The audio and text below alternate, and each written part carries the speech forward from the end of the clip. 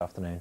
Afternoon to you. First of all, we'll head off to Europe and check out the prospects there before we take a look at the short and slightly longer term prospects for the whole of the British Isles. If you were with me yesterday, we were mentioning just how cold it's been across the northern parts of Europe. This is what we would sort of expect at this time of year, but they probably didn't expect it to get quite this cold down in Madrid. You see this finger of cold air reaching right down there into the heart of Iberia, some several degrees below the seasonal average, should I say, and it looks as though things are going to get a good deal cooler. Eventually that cold air sliding right through the heart of Europe, down into France, and eventually pushing right in towards the Pyrenees. Probably good news for the skiers and the early skiers amongst you, but if you're just visiting on business, well, it's really quite chilly across northern parts just at the moment. Further south, well, we're still in double figures, but really quite disturbed at the moment. Don't expect too much sunshine unless you're heading right into the eastern side of the Mediterranean. We've got our own cold feel to the weather at the moment, particularly down the east coast. These are the sort of readings we're expecting through the course of this afternoon, but when I put in the wind chill factor as well, you see we are sub-zero, thanks largely to the strength of that northwesterly breeze.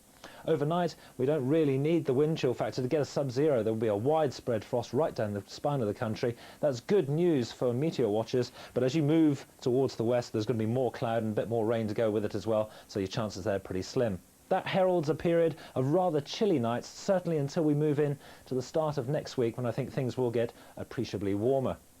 So watch out if you're on the roads. It will be really quite tricky at times, some mist and fog patches and some icy stretches too on the roads. Just at the moment, this is the way it looks with that stiff north or northwesterly breeze, particularly on the eastern side of the country, and that's where we've seen the bulk of the showers. Further west, quite a different story. A lot of cloud here producing drizzle and rain rather than anything else.